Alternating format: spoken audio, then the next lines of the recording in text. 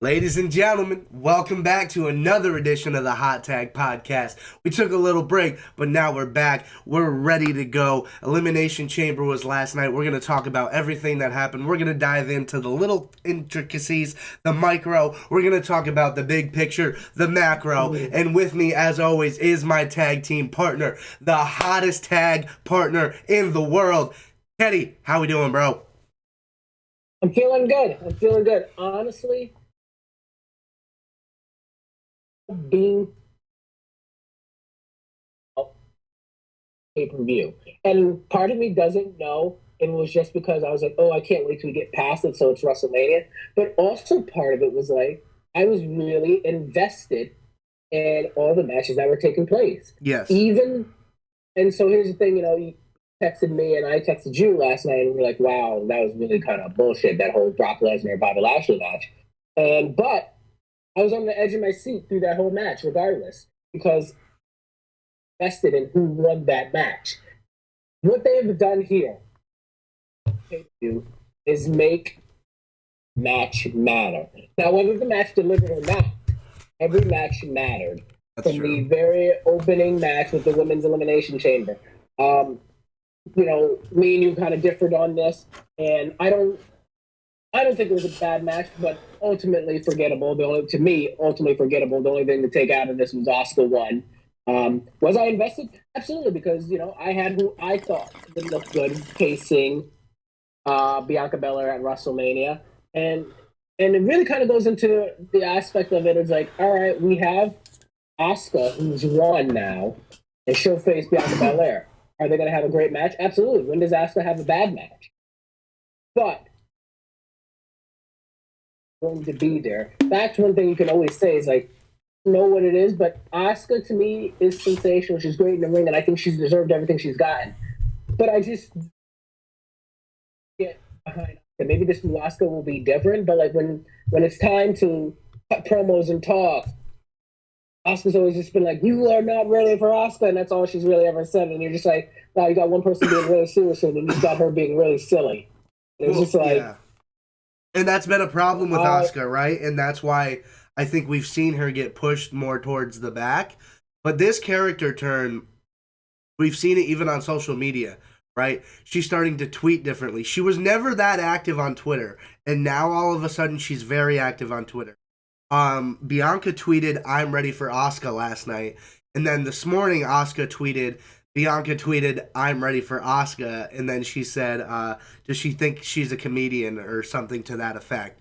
So she's now taking a more aggressive approach. I'm interested, like you said, to see what she does on the mic now, because she speaks English well enough. It's not like Io Sky, who still clearly struggles with English a little bit. But Asuka can speak English. I'm ready to see her get after it a little bit, and I know it's not just in wrestling where people don't speak English well, so they're afraid to be on the mic. You see it in professional sports too, with pro players that are not either ESL, English as a second or new language, right?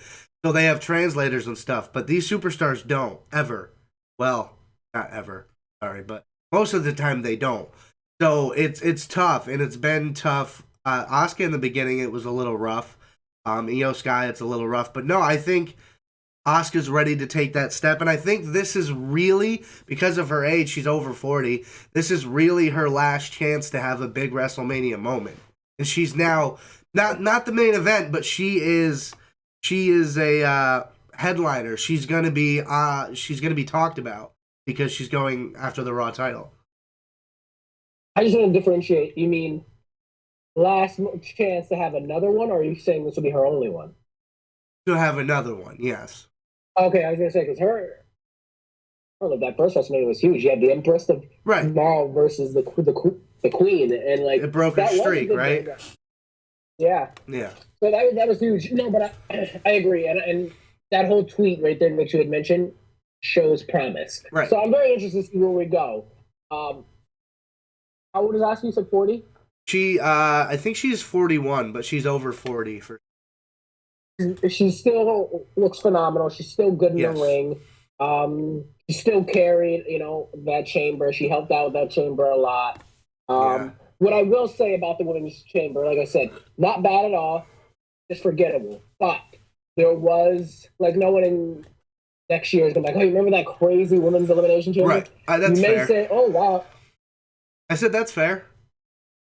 You may say, wow, Morgan hit that nasty sunset flip off the top of the chamber. That was pretty cool. Or you may talk about her being in the double submission and passing out. Yeah. Not for the moment that she passed out, maybe for another reason. But yeah. You ain't lying. I know. You know who I think had a standout?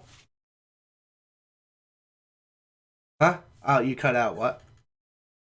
You know who I think had a standout performance? Who? Carmella.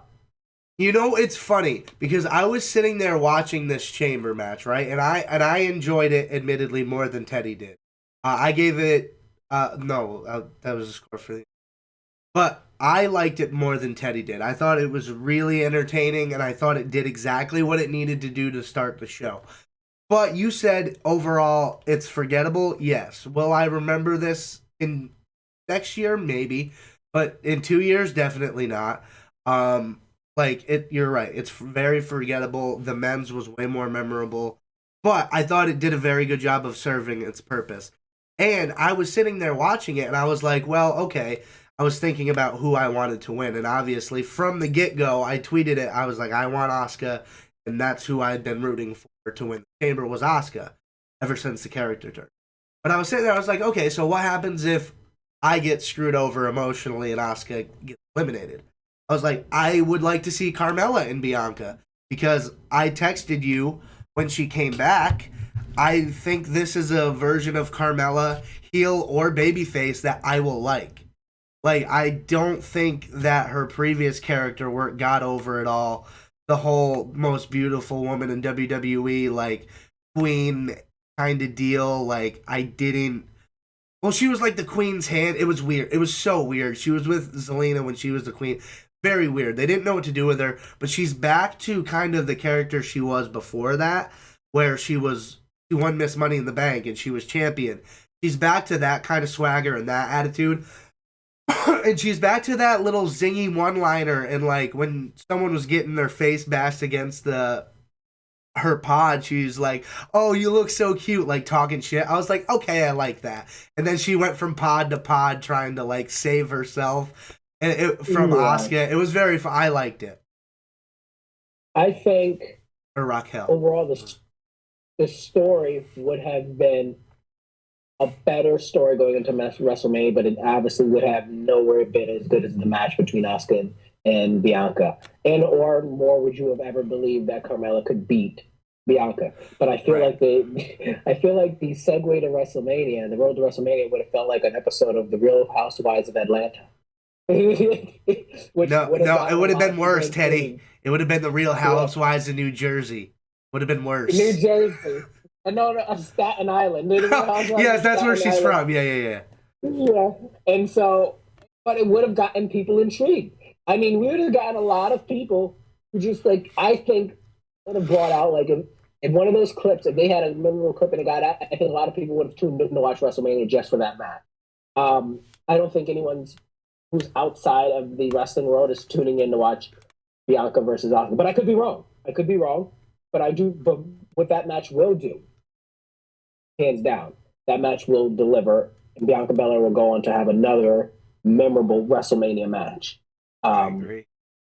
And here's the thing, I do think, as I think about it more, I do think the Chambers match was good, but more for moments, not the actual action going on. And when I went in there, I wanted Gonzalez to win because I felt like that just looked visually more appealing at WrestleMania. It's like, oh, we can see Bianca fighting an uphill battle because she talks how she's EST, the strongest, the fastest, the best.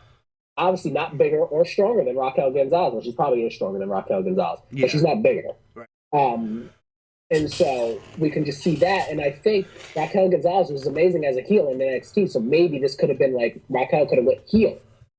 But as I watched Raquel has gotten sloppy. As I watched her in the I was like, she's a little sloppy. She's a little sloppy. Yeah, Um, I oh, didn't think she was great. I think standouts from I thought Natalia looked pretty good, and I'm not a Natalia guy. Liv well, none of Morgan, us are. no, literally no. Liv Morgan looked awesome.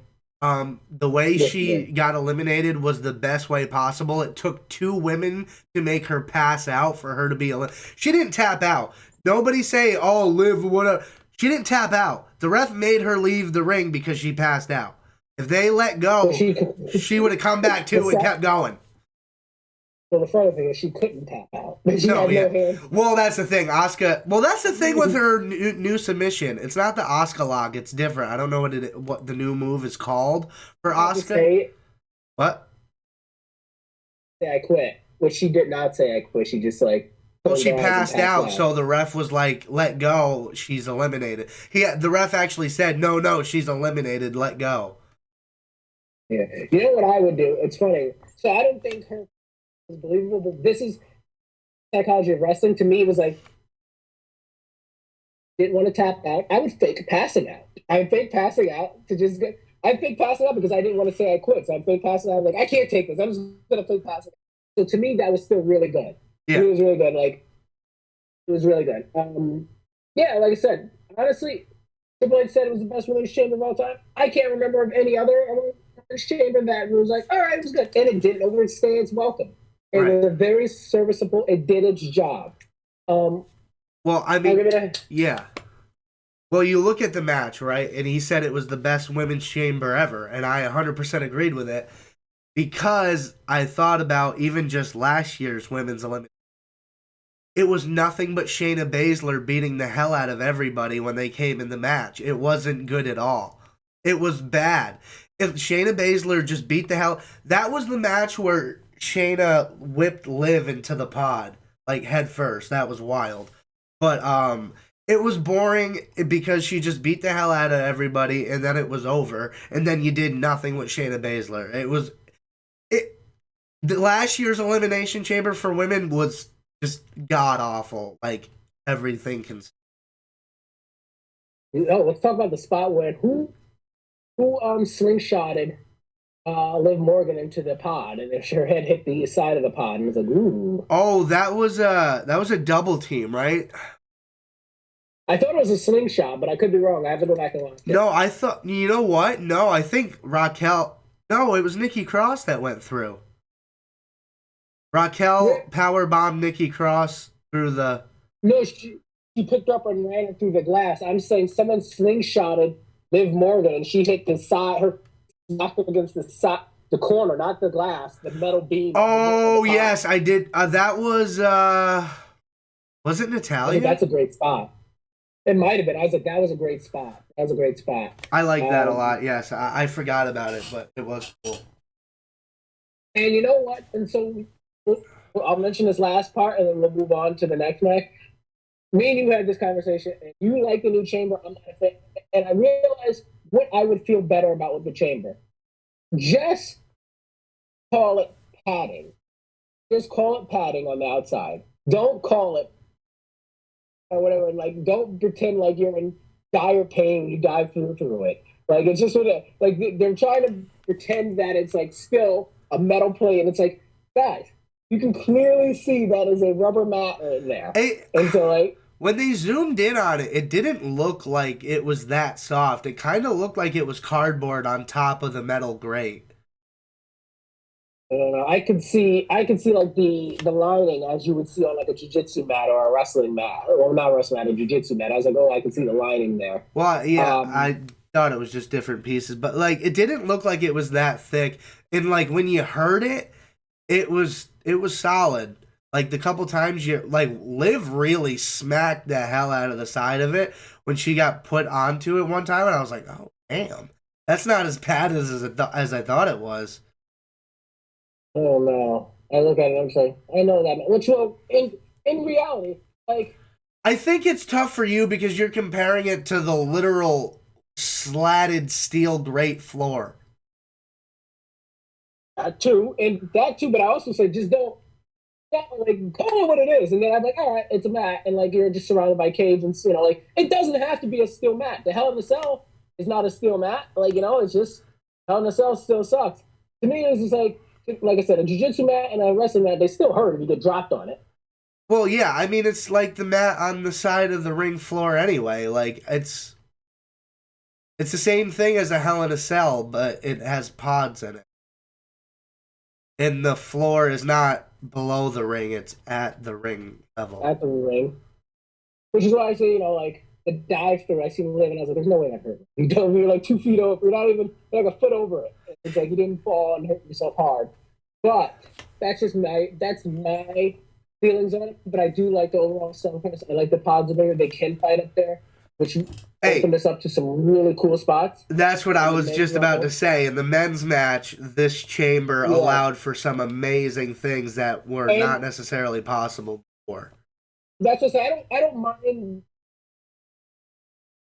those mats, but it does make sense. And you mentioned that, like, you know, no one wanted to wrestle it anymore, and I was like, yeah, honestly, some have before WrestleMania. Anyone could get hurt terribly, and I also don't think the greats there's a good finger can caught in there, break it, anything like that. It's very dangerous.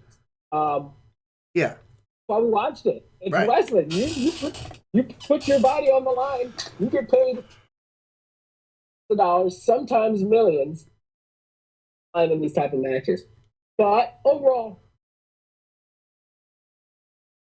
they didn't overstay their welcome. At no point was I was like, which we have been in the past with women's elimination chamber matches. They did a good job. It does, and they build up some strong characters, and it's like, and I've had this conversation with one of my coworkers at work, and it's just like,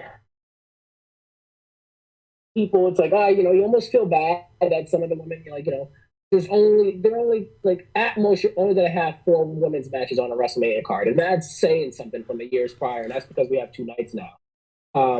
And so it's like a lot of women will be left out. It's unfortunate because we do have some solid women, but I feel like the women that are watching it, you could say, because some of them do. I was going to say some of them need to clean up a little bit. The women that you want to see at WrestleMania will be there. I don't think there's any women that won't be on the card that you'll be upset about. No, not in the slightest bit. That's kind of where, like, yeah, would it be nice if there were more women's matches? Yes, but like, the talent's not there right now. Yeah, there you go. No, yeah, you're right. I mean, it's just like, you know, I think it would lead to thrown together matches with no story that people would use as a bathroom break. Yeah, that's what it would be. And, you know, I think we're at a good spot right now. And until the talent pool gets bigger, matches, that's about half the card. And that's huge. That's huge. That's more than there's ever been. That's more than it's ever been. Oh my God! Before the women's revolution, you're lucky if you got 2. 2. You're lucky if you got 2, and one of them didn't end up in someone being naked. Honestly, you were very lucky if you got 2. Well, a lot of times it was just 1. It was just 1, and that match was 2 minutes. Yeah. And then, yeah. So, but yeah, we can go on to what was after the women's chamber, which was the biggest, pardon my French, but we all know what Shake's like, the biggest fuckfest I have seen in a very long time. That Bobby Lashley versus Brock Lesnar match was fucking embarrassing. What happened after the match was more entertaining than the entire match itself. And I've said this before, Brock Lesnar is not who he used to be, right? But it's all finisher fest, his match now. Besides the last man standing match at SummerSlam, all of his matches in the past few years have been really, really mediocre. Let's be honest. As far as, like, in-match content. The story build's great. The stuff outside of the match is cool because he's pretty creative and likes to have fun with his segments and stuff. But in-ring, he clearly is just there to cash a check and get the fuck out. And he's a draw and he knows it. It just, like, I would be okay if I never saw Brock Lesnar wrestle a match ever again. Do I want to see him around and maybe do a segment, blah, blah, blah? Like, yeah, cool, fine. But, like, honestly, I don't care to see another Brock Lesnar match. And I think this match versus Lashley made that evidently clear to me because Lashley has been doing real good lately. And I think this is Lashley's worst match in over a year. That's including his work with Omos, and it was with Brock Lesnar of all people.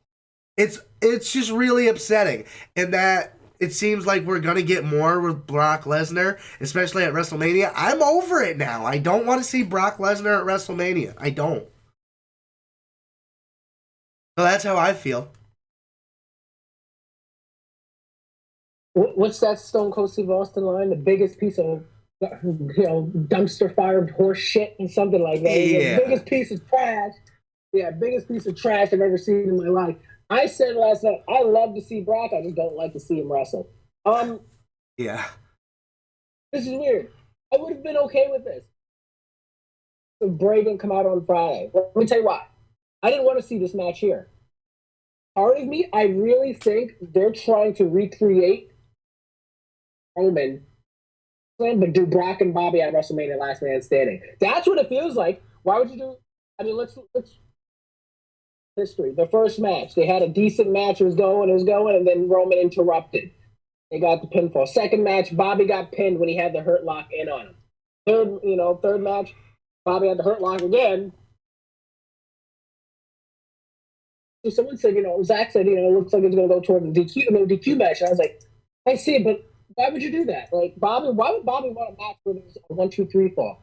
After that, and then Brock lays him out over the announcement table and leaves him laying there, you're thinking Last Man Standing. I don't want any match where I could have you on my back and you're about to pass out and I lose. I want to leave you lifeless in a ring. That's it. That match in their installment, what a horseshit way to end the rivalry. If we get one more match, but it's on a Raw before WrestleMania, to do it. That's not where you have the blow. I get it. People are sick of Bobby, Brock. Think they've just been saving themselves. I feel like Brock is just like, hey, I can have 3 horseshit matches and then give you one really good one at the end, and you'll forget it, and you'll just look at our rivalry as something great. Just like we completely forgot about his matches with Roman Reigns, and all we think about when we think Roman Reigns, Brock Lesnar, we think of that classic of a match at SummerSlam. Yeah. And so I think that's what we're leading to is a classic Last Man Standing between Bobby and Brock at WrestleMania. But here comes the twist. The winner of the match. It just gets really, really convoluted. And you're just like, wait a second. What? And then you're just like, all right, well, then we're going to have a clean finish, which no one actually, let's be real, who thought we were going to get a clean finish at No Way Out? I mean, I'm sorry, at Elimination Chamber. None of us thought we were going to get a clean finish in this match. Brock hasn't been beaten clean since... I couldn't even tell you. Drew McIntyre? How long that pause was? Yeah. That pause was like, I was like... That was a 3-year pause right there. I was going back for years, and it was like, man, maybe his last, was it Triple H where he last got pinned cleanly? It was like, but no, it was Drew McIntyre. I forgot about that. And so, yeah, Bray doesn't fit into this. And here's the thing, and I had said to you earlier, Brock and Bray Wyatt, and it doesn't even need to be a long match. It needs to be, honestly, I'd be okay with a squash match by Bray and then some spooky bollocks. But here's the thing. Yeah. I said Brock doesn't do spooky bollocks. He didn't even do it with The Undertaker. Yeah. He didn't do it with The Undertaker. Like, there was a whole funny segment where me and Zach still laugh at it, and he was like,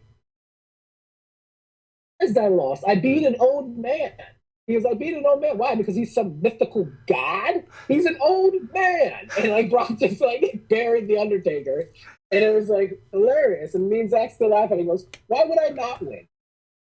A has-been. He goes, why? Because The Undertaker's some mythical god. So he doesn't play into that. So the story wouldn't be there. And so, but let's talk about it. Bray versus Brock at WrestleMania is WrestleMania gold just by on paper. It's so big that the match doesn't need to be that good. People will still just talk about Bray versus Brock, Bray versus Brock, Bray versus Brock.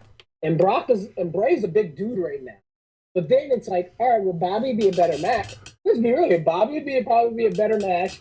Bobby would be a better segment because he would play along with the Spooky Bollocks. And we could even get the Hurt Business in there, and he could start hunting down the Hurt Business. And Bobby can lose because of Uncle Howdy, and it wouldn't hurt him. But it's just not as big. Like, Bray versus Bobby doesn't sell tickets like that, like Bray versus Brock. Yeah, and that's... But all around the biggest piece of horse shit I've seen in a long time. As to quote The Rock, it's the biggest piece of dog shit I've ever seen in my entire life. That's what The Rock said. You said Austin, but it was The Rock. Yeah. I was trying to get the lines, and I was like, where was it that I just don't know where? It's the biggest piece of dog shit I've ever seen in my life. What? Have you seen those videos where they're like reviewing stuff? And then they're like, and they movies, and they're like, and they use that line. It's the biggest piece of dog shit I've ever seen in my life. Yeah. Yes, that's a good one. But no, it was not good. And like you said, I would have also thought that, shit, we're not done with Brock and Bobby because there's no way he's going to let that just go. But then, like you said, Bray Wyatt calls out the winner. Like, what the hell?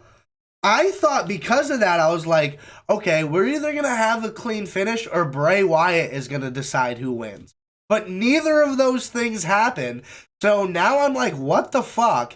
And it doesn't make sense in a triple threat either. Bobby Lashley, no. Brock Lesnar, and Bray Wyatt in a triple threat match? What? Listen, we have given all the credit in the world to Triple H, but this smells to holy hell like Vincent Kennedy McMahon. We know he's back there, and Triple H does have final say, but who's to say that Vince wasn't like, hey, I think this is a really good idea, and didn't try to prove his worth one last time, and now he put us in a fuck situation. What the hell are we going to do? I just thought about this. I got something for you. Okay. We're going to do nothing. We're going to do nothing. We're going to leave WrestleMania like Bray never said what he said. And everybody's going to be like, well, what the hell? Everybody's just going to get upset. Bray will do something at Mania with, like, Howdy will do something. But then, when Brock and Bobby have their big blowout last man standing match, Bray comes out and attacks one of them. I mean, better than having Bray Wyatt lose at WrestleMania again. Well, he beat John Cena technically. Well, it's definitely not going to be him and Uncle Howdy like some people thought, because now him and Uncle Howdy are together. And to me, I was really digging those Uncle Howdy promos, and now we don't get those anymore, and it's kind of weird. And then now Uncle Howdy's like, we know it's Bo. Weird. It was like, Uncle Howdy isn't. He's your brother, and so it just doesn't.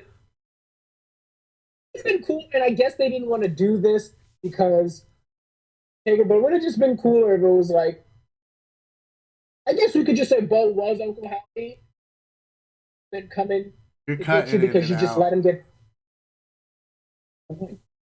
It's internet. I don't know if it's me or you, because I know the couple times you've frozen, but I couldn't see you. So I think it would have been cool if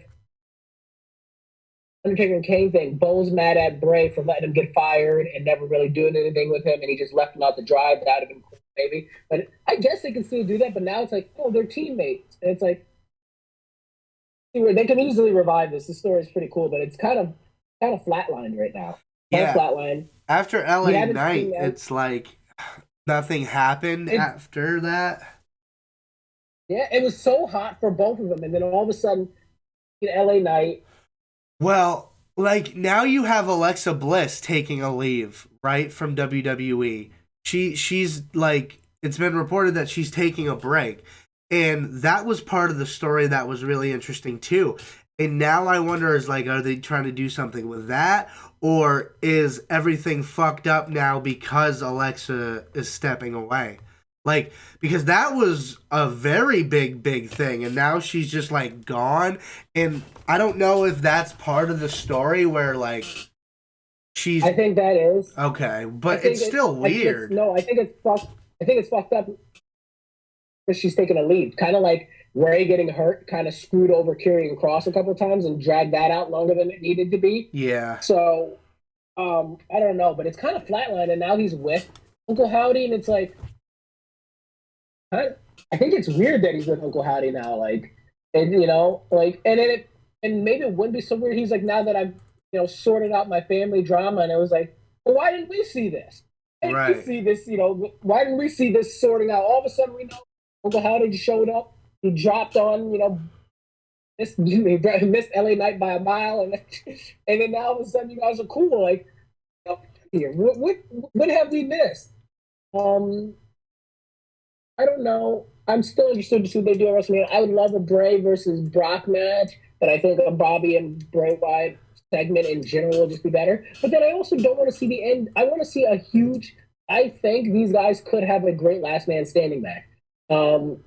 They could. I think they could have a phenomenal last man standing match. And if that's not if we don't get that, then it just kind of really does blow. That whole Bobby Lashley Bray Wyatt thing kind of sucks. But then again, as much as AJ Styles and Edge wasn't good. Yeah, I mean, that was at WrestleMania, so it was way more disappointing. But yeah, it's just I don't know what's going on with that, and like I guess we'll see tomorrow where it goes. But yeah, that's very weird, and that's all we really have to say about it. What? Yeah. So yeah, I forgot because he's on Raw, so they're both on Raw, so it is weird. Yeah, that Bray's calling them out. I really think they're not. Well, there's no brand split anymore, clearly, because they had SmackDown women superstars going after competing to see who would win the chance to go after the Raw Women's title. But I think they need to do a draft after WrestleMania. We'll see if that happens. I think they're going to. And rumor has it that they even step into a general manager role. That would be awesome. There's also been a rumor, speaking of Trish Stratus, of a 6-women tag match at WrestleMania, Becky Lynch, Trish, and Lita versus Damage Control. I've heard that too, because I think we were supposed to get that at Money in the Bank. And I think because I think what happened was Dakota Kai is injured, so they'd screw that up. But I also think if that's to happen, I've heard that Damage Control is pulling double duty. They'll do that match night 1 or night 2, and then they'll defend their tag titles the next night. Wow. Listen, I want them. Shayna and Ronda. Ronda. Why can I always blank on her name? I don't know. Because she sucks and you want her gone. That's why. She isn't great anymore, and I think it's because she's trying to become a technician instead of a brawler. She was really good at being a brawler. Like brawlers, there's very few brawlers who are also just great technicians. And when you're both, that's there is. Like you're just one of the best. Like Stone Cold Steve Austin is one of those brawlers who's also a great technician. But he was a technician before he was a brawler, but he's one of the best brawlers, if not the best brawler of all time. So that's why his matches are so good, because he's also just a really good technician. And Kurt Angle's another great technician who is also just a phenomenal brawler. But when you try to become both, like just be a brawler. We don't need to see you be a technician. We don't need to see you do flips. We don't need you to do all this crazy stuff. Just be a brawler. That's why we liked you. Yeah, he sucks. So we'll move on. Last word said about Bobby and Brock. Dog shit I've ever seen in my life. As The Rock says it. We can move right along to what I thought really, really oversold. Was the men's Elimination Chamber for the United States Championship. And as this whole thing went along, I kind of felt how it was going, right? Austin Theory didn't start the match, but as soon as he got in, you didn't see a lot of Theory during the match. And as that was going on, I kept saying to my buddy, I was watching it with him, I was like, I think Theory's going to retain. He goes, dude, he's barely been in the match. And I said, that's why I think he's going to retain. Because he'd barely been in the match. He was laying low. He was picking his spots, getting in there where he needed to. And he got it done. Spoiler alert, Austin Theory retained the United States Championship last night. And what I thought was a really good Elimination Chamber. One of the best I've seen in a while. I'd say top 5, maybe top 3 ever. I think everybody had their point to shine. Everybody had multiple spots. And I think Triple H said it best in the press conference after, which admittedly is very, very cool. The future is very bright with the superstars and the talent we had in that men's elimination chamber. That's the U.S. title picture now. In a couple of years, that's going to be the world title picture. I loved the match. I thought it was very clear, though. As soon as they eliminated Bronson Reed, they eliminated and then they eliminated Damian Priest. My 3 selections of people who were going to win was Theory, Damian Priest, and Bronson Reed. I knew for a fact Seth wasn't winning. I knew Montez Ford wasn't winning. And I knew Johnny Gargano wasn't winning. And once it got down to those guys, you knew because Seth was already spoken for. Right. So you knew he was going to win. Did it take away from the match? Absolutely not. It was still a great match. There was a lot of strong showings. And by God, I didn't want to see the Street Profits break up because they're just so good. I think they really deserve to be one of the greatest tag teams of all time. They just need to be pushed, and they haven't. Yeah. By God, is Montez Ford a star? By God, is he a star? He's captivating. He's electrifying. He just draws you to him. He's poised. He understands the sport. He understands the psychology. He is psychology first, move second. It's crazy because his moves are so phenomenal and spectacular, but he moves with a purpose. He doesn't do moves that you're just like, what was the point of that? And his moves are like, they're flashy, but it's not like, honestly, you didn't need to do that. His moves are like, they make sense. The progression of his moves matter and it makes sense. And he gets people behind him. And when he's in there, your eyes are on him. And he's just great. He's great in the ring.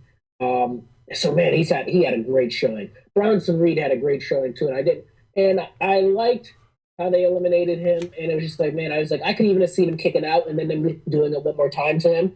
But I mean, while he was in there, he dominated, beat the hell out of everybody, and he took a lot of headshots. I mean, a normal man would be concussed or in a coma. The amount of headshots he's taken. Yeah. So I think he had a strong showing. I think Damian Priest had a decent showing. I think he had a pretty good showing. It was great. He did good. Johnny Gargano got some amazing chance in the beginning of the match, and him and Seth rolled pretty quickly. And it's like, yeah, he leaned into it, but I think he should have kept wrestling, and they would have chanted his name more because as soon as he leaned into it, he's like, "You hear that? You hear that?" They started chanting for Seth Rollins. And I think he didn't lean. And you hear it. They say when you get it, lean into it. I think he should have just, at that point, I didn't think it was the right or wrong move. I just think you could have, if you kept wrestling and showing them how good you were, you would have gotten more chance through the night instead of leaning into it. But hell, Johnny Gargano is awesome, and people need to realize that he's awesome, and they need to. And I think this was the first step. I love that segment between him and Seth on top of the pod, or he's just like, and then Seth chopped the hell out of him. And then he hurricanrana Seth off the top of the pod, and it was just absolutely amazing. This match was stellar. Montez Ford getting stomped on the outside was phenomenal. He sold his injuries so well, and then the timing of the referees was so well that you would have thought it was a real sports injury. When he got up, everybody started clapping, and it was like, like normally you don't see that in like arenas. Like when Rick Boogs went down at WrestleMania, no one clapped for him when he got up and walked out. Yeah, we forgot he was there, but they sold this so well that into it, and we cheered like he was an actual sports guy down on the field. And it was very obvious that Logan Paul was going to come in, and I actually think Logan was a little slow getting in, possibly because you could see Seth looked a couple times, like, yeah, where's he at? Yeah. And then it was like, but thing Seth did that I really liked was he didn't acknowledge Logan, even though he's seen him. He went for the finish, the kill on Austin Theory, which is what any pro athlete would do. Like whenever we see it, like when we see people on the side of the ring, like that AJ, how he lost the edge, he's like, why would you look down at him? Like, you're in the middle of a match. If he hits you, the match is over. Why would you look over him? That and got hit in the midst of it, which is what any pro athlete would do. Is like, if you hit me, you hit me. I'm losing. Hey, going for the kill. I'm not going to miss my opportunity. So I thought that was prime psychology on Seth Rollins. Whether he was pretending not to see him or if he seen him and just moved and went to execute his job, either way, it worked for me. That again relates it to a real sport. Like, you know, you're in the middle of, like, you and I are wrestling coaches. You're in the middle of a wrestling, and we wrestle. You're in the middle of a wrestling match. If your mom walks in the gym and screams your name, are you going to look at her? No, you know. Some people will, but you get taken down. That's how Drew McIntyre lost. Yeah, and his was so stupid. It was like, Bobby, watch out. What? He wasn't even talking to you, dude. You know, he didn't even scream your name. What? So that was also very dumb. But phenomenal match. Absolutely loved it. Thought it was great. We're gonna get Seth and Logan, and I'm here for it. We got and speaking of Seth, hold on, I'll get down in a second. Great match. Really big highlight on the night was that Elimination Chamber match. Oh, sorry, I got gas in my chest. Really great point on the night. Impressed with everybody in that match. Absolutely impressed. There's not a person in there that didn't do what they were supposed to. And as Triple H said, we had some standout stars. I actually would have preferred Gargano to get eliminated, be the last to get eliminated before Seth, to really solidify his Iron Man status. But that's fine. I think it was just, Johnny had a good showing. I think out of everybody, to me, the standout guy in that chamber, I have to say, I think was Montez Ford for me. I think, him DX chopping everybody, then going for the people's elbow, realizing he had no elbow pad, unrolling his wrist wraps, and then getting hit was just out of this world. Then I really liked, Bronson, I'm glad how strong they made him look. Yeah, we all in all, it was good. Who did Bronson Reed splash on the pod and the pod didn't break? And I was just like, oh god, that looks brutal. I missed that. Somebody into the pod and it didn't break, so they just were like this, fell down. All in all, enjoyed it a lot. Yeah. But yeah, it was good. And Necro, I saw you in chat. I wasn't trying to cut Teddy off. We're not big on the indie stuff. Our buddy Zach, who we have on the show sometimes, he's big into that. So Necro was talking about like some crazy stuff, dude. He's talking about GCW stuff, New Japan, AJ. Sasha won last night. I did see that, but like that is literally all I saw is that Sasha won. Her Mercedes. We have to call her Mercedes now. Be respectful. Mercedes Monet won, and then who else? What's his name? A. Kingston beat somebody. I forget what his name is, and he's supposed to be a big name. And I know WWE is reportedly trying to book him, but I guess they're also trying to book Kenny Omega. I don't know, but they're not going to get Omega. Hey, listen, Kenny Omega has stated that he wouldn't mind coming here. And like I said to you, I will very, very much long to see Kenny Omega versus Seth Rollins. I do too, but I think he should stay because I very much want to see AEW succeed. And I think if he goes... I really don't think Kenny Omega leaving AEW hurts them that much. He hasn't been around that often. He was instrumental in the beginning, but lately he's been in Japan more than he's been in AEW. And I think they've done a good enough job building their in-house stars now. Well, he is there, and he's one of their big in-house stars, and he has been. But that's the AEW and New Japan contract and partnership, he still represents AEW over there, and he's really big behind the scenes. He's like, he's part of their creative. He was part of their game design. Like he is more, not much of his on TV character that'll be missed. It's his presence that is instrumental to AEW.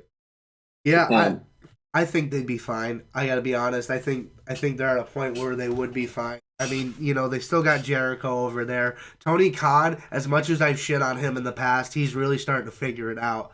I gotta be honest. And then they still have Danielson over there. It's not like he won't be involved. That's true, but like Vega's huge backstage. I understand.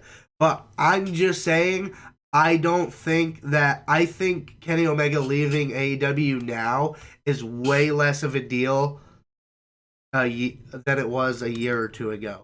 And everyone is talking about how they want WWE to go after Jay White, but they are targeting someone bigger, which is Kenny Omega. Yeah. Also, I'm pretty sure I saw Jay White at WrestleMania, but had no idea who he was at the time. Like in the crowd? No, when I went to the bathroom, like he was at a table and some guys were talking to him. Possible. Yeah, Ivan, I remember you, dog. How low we were sitting down. That was the perks of being that low to the ground for us. Right, and then I went back and I was like about to get a drink, and then I was like, I saw this guy and I was like, you look so familiar. I wasn't gonna say anything because I didn't know who he was and I didn't want to be like, hey, who are you? But like some people were talking to him and he seemed very, very not interested in talking to them, and like he took a picture or whatever, and I was like, dude, he's somebody, and I have no idea who he was. And the more I've seen pictures, I'm like, I'm pretty sure I was like, he was leaning on a table, I was leaning on the same exact table. I was like, just like looked at him and I like head nodded, he nodded at me. I was like, I'm pretty sure after reflection that was Jay White. But yeah. Yes, Ivan, I remember you. What up, dog? Go ahead. What do you think of that? What do you think of the Seth Rollins video movie parody? 10 out of 10. Seth Rollins as the Joker and Becky Lynch as the Man instead of Batman was absolutely hilarious. I like that she did. I thought the voice was great. I like that she went for the Christian Bale Batman voice. It was awesome. And Seth Rollins, what's with the makeup? It's exfoliating. What's with the voice? Like that was great. And like him doing his laugh while he's dancing. Yeah. The lollipop. It was a mix of like Joaquin Phoenix's Joker and Christian Bale's Batman, which was like whatever. But it was cool. It was funny. It was the first one we've seen. The Bloodline is supposed to do Goodfellas. The Brawling Brutes. Did you see the quick promo from that? Yeah. The Brawling Brutes and Drew are supposed to do 40-Year-Old Virgin. And what was it? Street Profits are supposed to do something too. No, it's Montez Ford and Bianca are doing Titanic. Okay. I would have preferred the Brawling Brutes to. I heard some good parodies for Gunther Butler. Preferred the Brawling Brutes to do Legend. You ever seen Legend with Tom Hardy? No. He plays a British gangster. Well, he plays two. He plays him and he plays his twin brother as a British gangster. And there's a bar scene that's absolutely hilarious. And there's a bar scene where they're supposed to get jumped. So they show up. And then the guys are in the bar who jumped them. There's supposed to be a truth dealing, so then they decided to jump them. And so the crazy brother who has schizophrenia goes, "What the fuck is that?" And he goes, "It's a pen." He goes, "It's a weapon." He goes, "Not a fucking toy. It's a fucking rolling pin." He goes, "I showed up for a shootout. It's with some proper men, and you guys are showing up with some fucking bad puffs with some goddamn cooking utensils. What are you gonna do? Bake a cake?" He goes, "I showed up for a shootout." So he puts his hands up in his coat. And he pretends to have a gun, and he goes, "I shut up." He's like, "If you want a goddamn gangster, you show up for a shootout. A Western." And he's like, he gets so fucking pissed, and then he walks out, but then he comes back and beats the hell out of all of them. And I think that would have been really funny with Sheamus and Drew just to be upset that people showed up not to have a fight. I think that would have been better. Yeah, that probably would have been better. The 40-Year-Old Virgin is funny as hell, though. They're waxing Ridge, and that's very. But yeah, no, I think those are going to be all absolute bangers. And now I think we can move on to the main event of the evening. What? Oh, I did skip. I I forgot about that it. was actually a match before the Chamber, and I was like, all right, we'll get to it. The mixed tag match. Completely forgot about it. Very forgettable match. But you know who wasn't forgettable in that match? Dominic Mysterio. Man, that kid had heat. Did he have heat? And I always felt bad for Rhea and Beth at one point where they were in there wrestling and like no one cared. They just cared about Dominic Mysterio at that time. And it was just like Dominic is a heat magnet right now. And it's crazy. And just imagine a match with him and Rey Mysterio at WrestleMania, which I actually seen a parody of that match. That you might not get Dominic and Ray, might get Ray and Santos Escobar versus Dominic Priest. I'd be okay with that. Because they shared that moment backstage after a SmackDown where they exchanged masks. So, and it was a whole big deal on how like Ray was like, "I'm not giving Dominic a mask because he hasn't earned it," and then he gives it to Santos. Interesting. I think that actually would be really good because they can play into Damian Priest not letting Ray get at Dominic, and then even then, like it could be that, and then also Ray not wanting to hit Dominic, and then he eventually does get his hands on him, and then just imagine the pop when he eventually does get his hand on Dominic. It's interesting to see what we do with that. But all around, the match was okay. It was fine. Okay. They hit a shatter machine to end the match. I had said there was a moment where you could tell Beth wasn't on page, on the same page as Rhea. She wasn't sure what was going on, and she was like, there was a moment where Rhea was on the ropes and Beth was like running slow as dirt because she didn't know what to do, and I was like, oh, come on, Beth, get it together. But other than that, the match wasn't bad. I would have preferred Judgment Day to win because I think she should have just made Rhea pin Beth. Like, what does it matter? I guess because, they're in their hometown of, Edge's hometown, so he had to win. But wasn't his hometown, though. Huh? Wasn't his hometown, though. He's not from Montreal. He's from Toronto. It was his home country, whatever. They should have just had Rhea pin Beth, and then she looks really strong going into WrestleMania against Charlotte.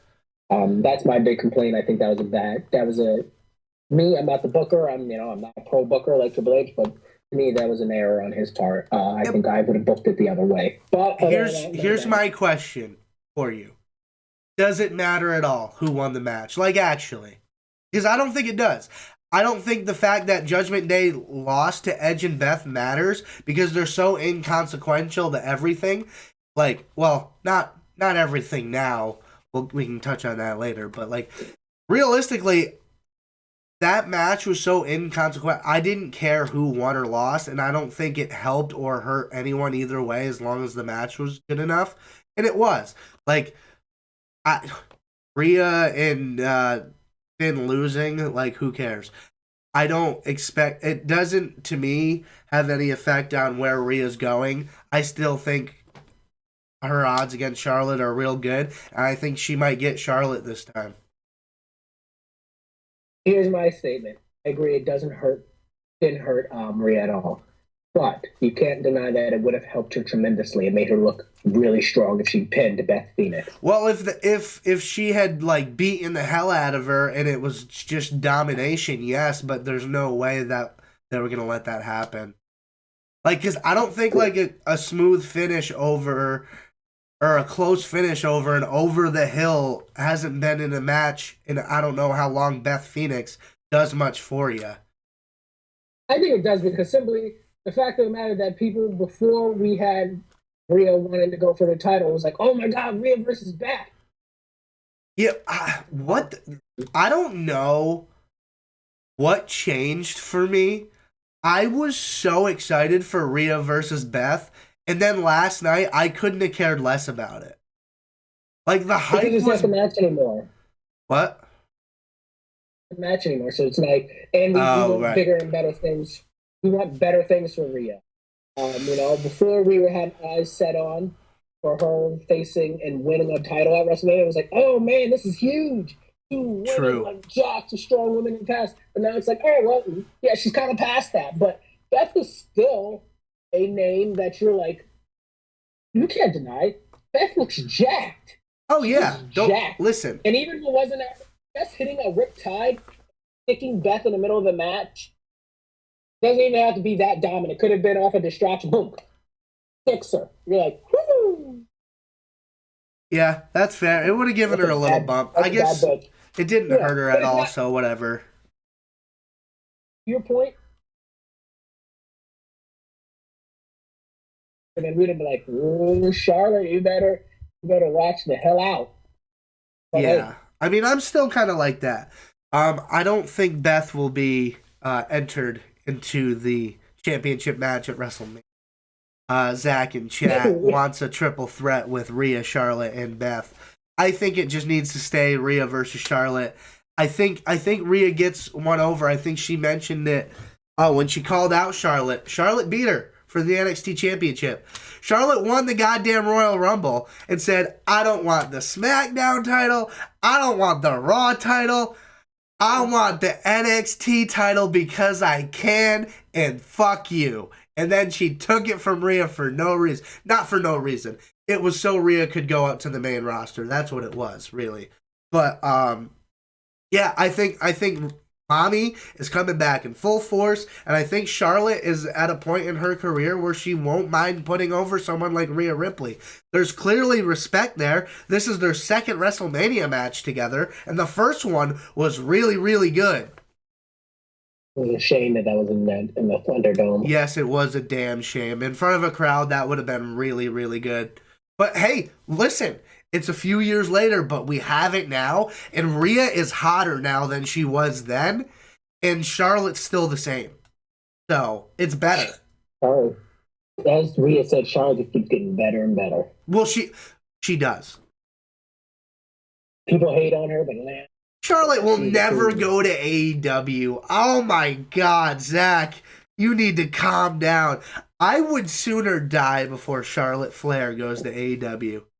It doesn't make any sense for her to go to AEW. And plus, I mean, if anything, her husband will come back to WWE. I think Andrade will come back eventually. I like Andrade a lot, actually. Yeah. So we're going into the main event. Sami Zayn versus Roman Reigns. And I'm going to go first simply because the match is phenomenal. But I'm going to just say something that I've been saying. And I respect all you Sami fans. I do. But it was a farce dream to ever think Sami was going to win. And I get it. And some people, and a good friend of mine, Garrett Kuchar, he's like, I love Sami, I want him to win. And I'm like, listen, that's not what's best for Sami, and that's not what's best for business. Everybody's like, I want payoff from this great storyline. God damn it. Main event of night one, tag match with his best friend, the best man at his wedding, against best tag team in history, going on the longest title reign of all time. In the main event of WrestleMania, the tag titles have never been defended in the main event of WrestleMania. Setting history in the main event of WrestleMania. Is that not good enough payoff? And I see in your face, I know you don't think they're the best tag team of all time, but numbers don't lie. Numbers don't lie. I don't think Brady is mechanically the best quarterback of all time, but numbers don't lie. Joe Montana. Also, people talking Joe Montana, Peyton Manning. Listen, let's not go down the NFL rabbit hole. Yeah, fine, anyway, I am willing to accept the Usos. Fine, whatever. Yeah, Roman is not a heel. Roman is a villain. Roman is not a heel. Roman is a villain. He is a bad guy. He's a bad guy. Blew a kiss at Sami Zayn as the match was getting started. He blew a kiss at him, and then proceeded to mush his face and lean it in the face of his wife and say, I didn't want this. I didn't want this. I wanted this. I wanted you to be part of my family. This is not what I wanted. He proceeded to taunt the family and just beat it. You know how bad a person you have to be to beat him down in front of his family? Did you see the little girl crying in the front row? Those children are going to need therapy. You're never going to feel safe again. Nothing like seeing your dad get beat up. You don't feel safe after that. Listen, you see your dad get beat up. I said immediately, I was like, wow, this is just like when The Undertaker beat John Cena and The Undertaker's daughter was crying because she loves Cena. You know, she loves seeing it, but she would have cried a little bit worse if she seen her dad get beat up. Now she might have. He said she might have cheered, but anyway. No, listen. Roman Reigns, when he says God mode, and that's an acronym for greatness on a different level, that is what he is. You can say what you want about his in-ring ability, and he only has X amount of moves. Don't give a fuck. Listen, he does more with less than anybody else in the history of professional wrestling. He does headlocks, spears, Superman punches, right hands, elbow drops, and that is it. And he talks trash and he works. He may go down as one of the greatest heels of all time. Him and Randy Orton are up there. But anyway, he was talking to this man's wife while he was beating that man's ass. You know the kind of disrespect you have to beat somebody's ass and then tell that person's wife that it's that person's fault that he's getting his ass beat while his children are right there crying? That is a whole new level of bad guy. Oh my God, Roman Reigns. It is gaslighting at a planet. Oh my God. Listen, you want to sit down with a psychologist and talk about that match? They'll make a lot of money and sound really smart because of all the things that they're going to say that Roman Reigns did. He's a classic narcissist. Oh yeah. As I have it here, right here in my desk, the DSM-5, something because I need for class. He is a classic narcissist. And what we're going to see, the evolution of his character is he's going to start to become paranoid because of his narcissism. And we are already seeing it. And he is just, it's so good. And you know what? And it's funny that you said that. I never even realized he had that. His moves are that limited. Because his matches are just so dramatic. Yep. And yeah, he doesn't do a lot in the matches. And sometimes you notice, man, that sucked. You're just like, man. Like, even his first matches, like, let's go through it. I'm going to talk about some of my favorite matches. It's going to be real quick. My favorite matches from him. Him and Jey Uso. All those matches being phenomenal. I just recall that story being so damn good. Yep. His match with Daniel Bryan. What I remember the most about him and Daniel Bryan is his classic line. And you, I don't like you. I never liked you. Just like, and just him and John, and then it's just everything is just like, you know, John's the same guy. I mean, it's like having missionary every single night. It's just like everything. He tells stories in that ring, and that's what wrestling needs to be. He tells stories. Yeah, you know, and like, he should be headlocking guys. I love when he had John Cena on the mat that one time. He goes, I'm going to sit here all night as I can. My bicep is cutting off his oxygen level. And he's like, he can't move right now, y'all. And he's just, the crowd, and we're getting mad to that point where we can't wait for John to actually get up, or Seth to actually get up and just get a flurry.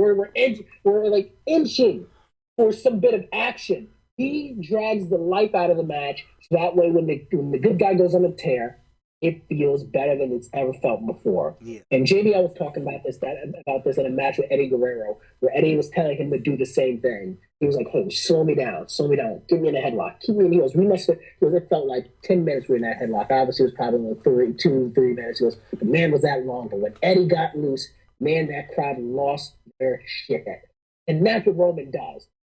Cody said, Roman's the best in the world right now, what he does. And he is so good. And you want to talk about matches.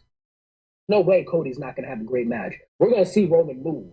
We're going to see him move at WrestleMania. We're going to see a match. And we're going to see a match that we've never seen because Roman is going to slow him down. He's going to put him on the mat. But when Cody goes, Cody's going to go. And it's going to be electrifying. And I'm just... We'll get there later. Let's call it back to the match with Sammy. Yeah. Great stuff. I still can't get over Sammy looking like someone's dad who took off his shirt and got in the ring and wrestled. Yep. Sammy needs to cut his hair. I honestly do think he should keep the beard to cut his hair. I think for this new evolution of Sammy, I think he should. I don't think he should be playing the. Sammy kept the hair because it made you buy in. I don't know if that's why, but it made you buy into his whole character, his whole persona. But now he's evolved into something new, and I think that something new needs to cut his hair. That's just me. Yeah, I don't know. I think Sammy's new direction is going to be very weird because what do you do with him? Money in the Bank might be the next logical step. I said that to you. I think that's the best step for him because this is why. You want to see how the best way to hold on to this lightning in a bottle. We can play with it. He can win. He can win the tag titles with Kevin. They do whatever they want. But Sammy wins the Money in the Bank, and then we sit on it, and we fester on it, and we decide. And the best thing about that is you can let us decide whether we want him to win or not, the title. Yeah. And something tells me if he wins Money in the Bank, we're just going to harbor on it, and it's going to build the anticipation even more. And then talk about the Bloodline story. Like, it's going to come full circle. This whole Sami Zayn arc is going to drag out for a year, but it'd be so magical and bliss because we never know when he's going to cash in.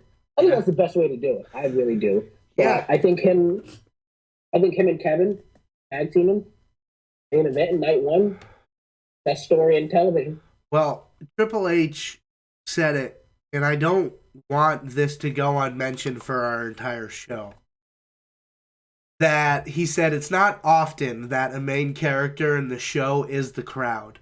And they were.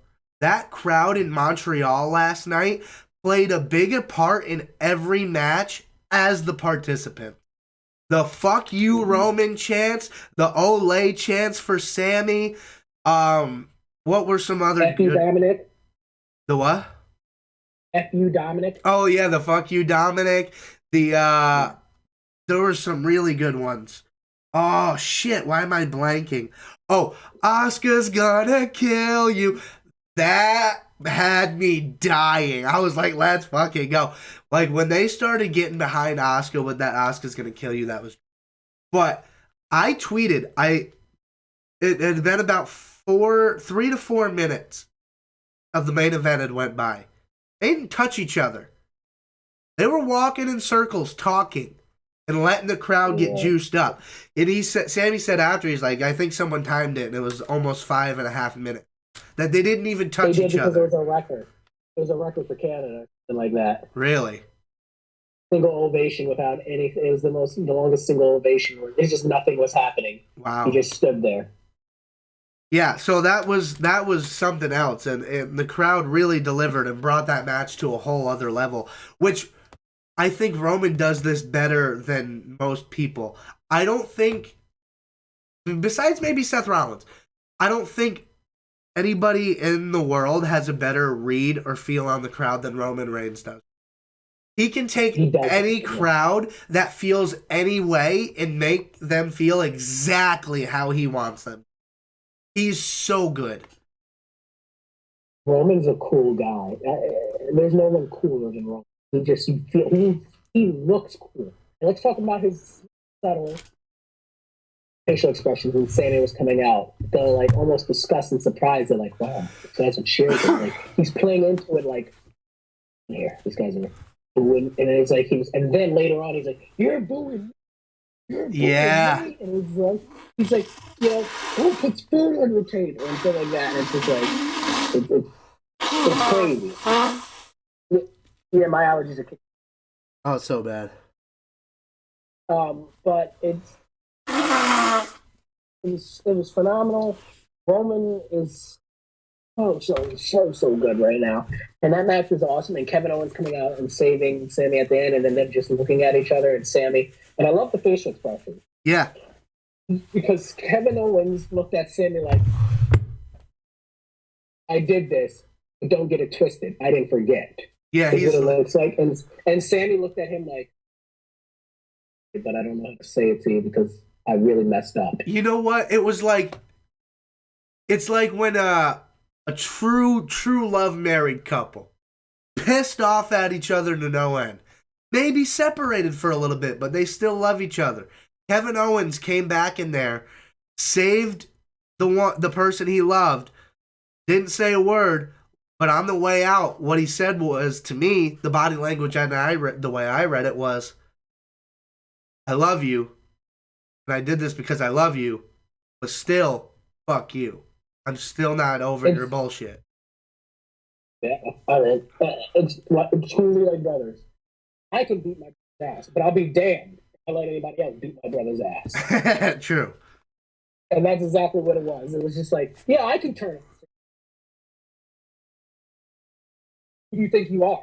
That's what it has been this whole time for Kevin Owens. Everybody's like, Kevin has a history of turning on Sammy. Yeah, that's what brothers do. Yeah, I can talk shit and hate my brother, but don't you start. It's like, you ever see that where someone's like, oh, my brother's such a scumbag. He is. Why should you say? Don't talk about my brother. My brother, what the fuck are you talking about? Yeah, exactly. That's exactly what Kevin Owens and Sami Zayn are. Well, it's interesting though, because not interesting, but it's a little contradictory of me to say that, because a month ago, Sami Zayn saved Kevin Owens from getting his brains bashed in. So it was also a repayal of debt. As we see it in John Wick Chapter 2, it's a gentleman's courtesy. Yes. That knife is in your aorta. If you move it, you'll bleed to death. He's like, it was a gentleman's courtesy. Like, I scratch your back, you scratch my back, I'll scratch yours. I still hate you. I'm still angry with you. I love you, but let's talk about, to me, when Sammy speared Jay, and I go, no! It was just like, no, this is not good. Like, I think that moment is not to be forgotten, because it sure got me out of my seat. It was one of the moments that got me out of my seat the most in that match, is when Sammy speared Jay by mistake, and I was like, oh. Yeah, that's another layer to this thing, is Jay Uso, because we keep talking about Kevin Owens and Sami Zayn going after the Usos, but Jay doesn't really seem complicit in this whole bloodline thing. Is he going to be willing to fight Sammy and KO? KO, maybe, but even now, I don't know. Excuse me. I think you really play on that. And they go with both, and you go into WrestleMania with them both being baby faces. And then we see the fight between Kevin and Sammy in the middle of the match, and we see the fight between Jay and Jimmy, because they don't want to, in the middle of the match, Sammy and Jay don't want to hit each other, but Sammy fights Jay, and Sammy fights Jimmy, and then obviously Kevin fights Jimmy, and then vice versa. But then it's like each tag team partner is telling each other, "You gotta hit him. What are you doing?" And finally see them go to blows. And I think this story, you really want to tug on strings. Where you see the story end, and my heart even sinks saying it, but it would get cheers, claps, and cries. Have Sami Zayn pin Jey Uso for the tag title at the very end of that match. Because my next point is, that's what this story has morphed into. Roman Reigns is no longer involved. This story is now between Sami Zayn and Jey Uso. And it's a good one. It's a damn good one, and I think. And you know what? I shit on the Usos because I'm not a Jimmy Uso guy. But these past 3 years, Jey Uso has not missed a step.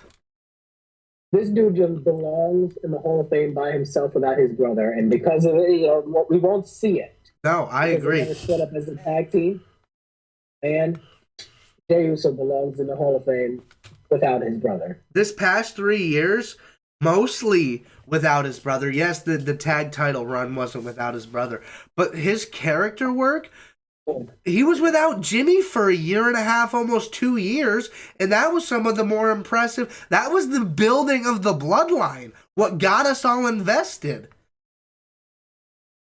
And the only thing that is good for Jey Uso is he will go down as a 2-time Hall of Famer if they continue to put in tag teams and groups, because he will go down as a member of the Usos. Without a doubt, they'll go into the Hall of Fame, and he will go down as a member of the Bloodline.